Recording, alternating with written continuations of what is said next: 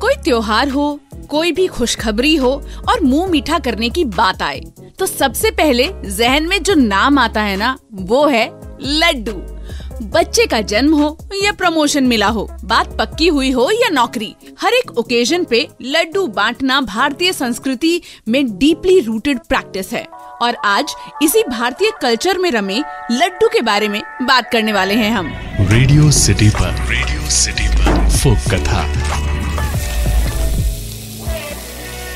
हाय, मैं हूँ पायल आपके साथ और फोक कथा की फूड सीरीज में आज हम सबके प्यारे लड्डू के बारे में बात करने वाले हैं। लड्डू, कितनी कहावतें हैं जो हम यदा कदा बोलते ही रहते हैं, लाइक मन में लड्डू फूटा, शादी का लड्डू, जो खाए पछताए, जो ना खाए वो भी पछताए और ना जाने क्या क्या। बट ये लड्डू जो हर खास मौके पर हमारी थाली में सजता है, गणेश चतुर्थी हो, दिवाली की मिठास हो या शादी ब्याह की खुशी, डू यू नो इसकी भी अपनी एक कहानी है। कैसे हुई इस डिलीशियस मिठाई की शुरुआत, कैसे बना लड्डू भारतीय समारोह का अटूट हिस्सा। क्या आपको पता है ये लड्डू जिसे आप खुशियों के साथ जोड़कर मुंह मीठा करते हैं, वो असल में मिठाई नहीं, एक दवाई थी। हाँ जी, तो कब बना था पहला लड्डू, किसने बनाया था और व्हाट इज द इतिहास ऑफ लड्डू, बात करते हैं। लड्डू का इतिहास बेहद पुराना है। दुनिया का पहला लड्डू भारत में ही बना था। लड्डू का origin 4th century BC trace किया जा सकता है। आपको जानकर हैरानी होगी कि इसे किसी हलवाई ने नहीं बल्कि फेमस चिकित्सक सुश्रुत ने तैयार किया था। उस समय वो ये लड्डू दवाई के तौर पर अपने मरीजों को दिया करते थे। तब लड्डू को मिठाई नहीं बल्कि दवाई की तरह इस्तेमाल किया जाता था। सुश्रुत ने अपने लड्डुओं में बीज, जड़ी बूटियां और बाकी औषधीय गुणों वाले इंग्रेडिएंट्स को इस्तेमाल किया। क्योंकि ये दवाई की गोलियां लड्डू मीठे होते थे, इसीलिए पेशेंट्स के लिए इसे खाना बेहद आसान होता था। ऐसा माना जाता है कि उस समय घी, तिल, गुड़, शहद, मूंगफली के साथ दूसरे मेवों को मिलाकर इसे तैयार किया जाता था। ये उन मरीजों को दिया जाता था जिनकी सर्जरी की जाती थी। इस लड्डू को बनाने में इन चीजों के साथ औषधि, जड़ी बूटी और संक्रमण से बचाने वाली चीजें और शहद मिलाकर इसे प्रिपेयर किया जाता था। आयुर्वेद में तिल और गुड़ से बने लड्डू को ताकत बढ़ाने और शरीर को गर्म रखने के लिए खाया जाता था। खासकर सर्दियों में तिल के लड्डू का सेवन शरीर को ऊर्जा और गर्मी प्रदान करता था। तिल एंड गुड़ ब्लड प्रेशर, अपच को कंट्रोल करने और कॉमन कोल्ड को भी ठीक करने में मदद करते हैं। ग्रामीण क्षेत्रों में प्रेग्नेंट महिलाओं और न्यू मदर्स को उनकी इम्यूनिटी को बढ़ावा देने के लिए लड्डू खिलाया जाता है। ये भी माना जाता है कि टीनेज लड़कियों को उनके हार्मोन को रेगुलेट करने में मदद करने के लिए लड्डू दिए गए थे।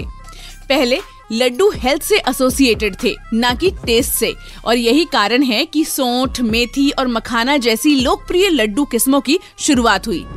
अपनी book a historical dictionary of Indian food में फूड हिस्टोरियन KT आचार्य ने रीजनल लिटरेचर में लड्डू के महत्व का विवरण किया है।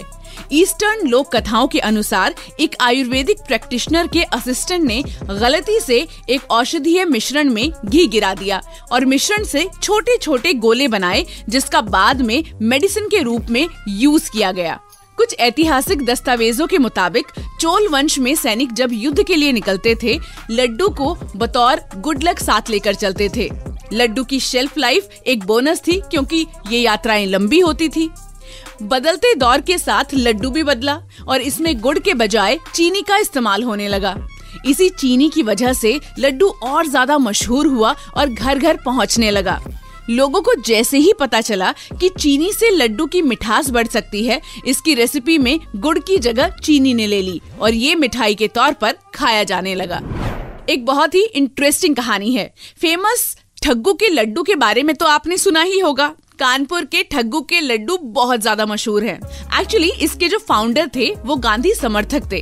He believed that sugar is white poison और ये जानकर उन्हें बहुत धक्का लगा कि जो चीनी उन्होंने लड्डू में इस्तेमाल की है वो ब्रिटिशर्स द्वारा इंट्रोड्यूस की गई थी।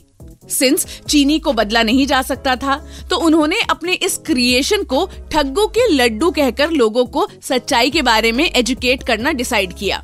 हाउएवर, उनका ये क्रिएशन नॉर्म बन गया और देश भर में मिठाई की प्रिपरेशन में चीनी का यूज होने लगा। भारत के हर कोने में लड्डू की अलग अलग किस्में पाई जाती हैं। उत्तर भारत में बेसन के लड्डू, दक्षिण भारत में रवा लड्डू, महाराष्ट्र में तिल के लड्डू, बंगाल में नारियल के लड्डू जैसी आपको वैरायटीज मिल जाती हैं। हर रीजन के स्वाद और इंग्रेडिएंट्स में भिन्नता इसे और भी ज्यादा खास बनाती है। इन लड्डुओं ने अपनी जगह अंतर्राष्ट्रीय मिठाइयों की सूची में भी बनाई है और आज सिर्फ भारत ही नहीं बल्कि दुनिया के दूसरे हिस्सों में भी लड्डू लोकप्रिय हो चुका है। अच्छा, आपने बूंदी के लड्डू का नाम सुना होगा। भाई, बूंदी के लड्डू का नाम सुन के भला किसके मुंह में पानी आता नहीं है।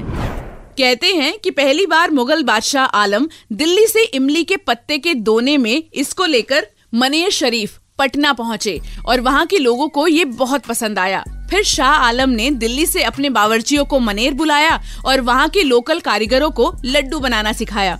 फिर मनेर के कारीगर ये मिठाई बनाने में इतने माहिर हो गए कि इनके बनाए हुए लड्डुओं के दीवाने अमेरिका, इंग्लैंड, दुबई के अलावा और भी देशों में हो गए।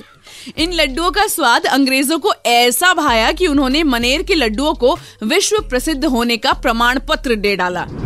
भारतीय इतिहासकारों की माने तो लड्डू की सबसे पसंदीदा कैटेगरी है मोतीचूर के लड्डू। मोतीचूर के लड्डू, बूंदी के लड्डू थोड़े से मोटे होते हैं और मोतीचूर के बिल्कुल बारीक बूंदी, लेकिन होते बूंदी वाले ही हैं, जिसका ओरिजिन राजस्थान या उत्तर प्रदेश से माना जाता है।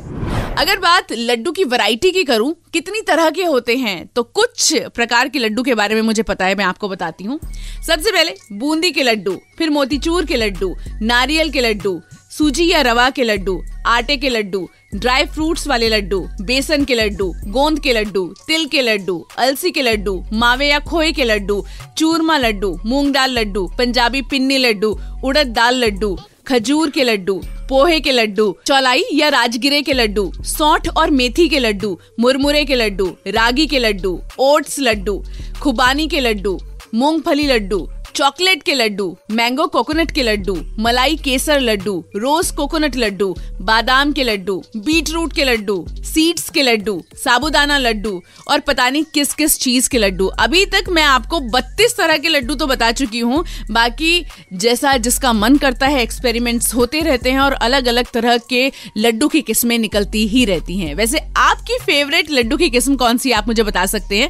आई नो अभी रेसिपी बचती है, तो मैं आपको एक रेसिपी बताने वाली हूँ जो मैं घर में बनाती हूँ, मेरी बहन को बहुत पसंद है और वो सिर्फ 2 इंग्रेडिएंट्स से बना है, खजूर एंड तिल। आपको क्या करना है, बराबर क्वांटिटी में खजूर और तिल लेने हैं। तिल को आपको हल्का सा रोस्ट करना है ताकि वो गर्म हो जाए और गर्म ही इसे मिक्सर जार में आपको ट्रांसफर करना है। फिर इसमें वो जो आपने खजूर बिना सीड्स वाले रखे हैं उनको भी डालना है। दोनों को एक साथ मिक्सी में ग्राइंड कर लेना है। इसको गरम ही निकालना है, गरम ही लड्डू बनाने हैं। एकदम बढ़िया लड्डू आपके बनके तैयार हो जाएंगे और आप इसे खाइए, वाह, दूध के साथ खाइए। रोज रात को एक लड्डू, आयरन की कमी भी आपकी पूरी होगी, कैल्शियम भी आपको मिलेगा। और वैसे ये लड्डू गर्म होते हैं तो आप क्वांटिटी का बहुत ध्यान रखिए। मैं तो बहुत छोटे छोटे लड्डू बनाती हूँ ताकि कोई इंसान अगर एक रोज खा रहा है तो उसे नुकसान भी ना दे। दूसरी तरह के लड्डू हैं कोकोनट के लड्डू, जो कि मुझे पर्सनली बहुत ज़्यादा पसंद है। इसके लिए भी आपको ज़्यादा कुछ करना नहीं है, थोड़ा सा खोआ लेना है, कद्दूकस किया हुआ नारियल लेना है, या फिर आप बाजार से भी नारियल का बुरादा मिलता है वो ले सकते हैं। साथ में आप गुड़, चीनी या कोई भी स्वीटनर का इस्तेमाल कर सकते हैं। अगर आपको गुड़ चीनी से परहेज है तो आप इसमें भी खजूर डाल सकते हो और इन सबको मिला के अच्छी तरह बाइंड कर लीजिए एंड आपके कोकोनट के एकदम हेल्दी लड्डू तैयार हैं। आपको आज का लड्डू का एपिसोड कैसा लगा मुझे बता सकते हैं। इंस्टाग्राम पे जाकर @भाईसाहब के नाम से मैं आपको इंस्टाग्राम पर मिलूंगी और अगले एपिसोड में एक और शानदार रेसिपी लेकर हाजिर होंगी फोक कथा की फूड सीरीज में। सुनते रहिए मेरे यानी कि पायल के साथ रेडियो सिटी पर फोक कथा।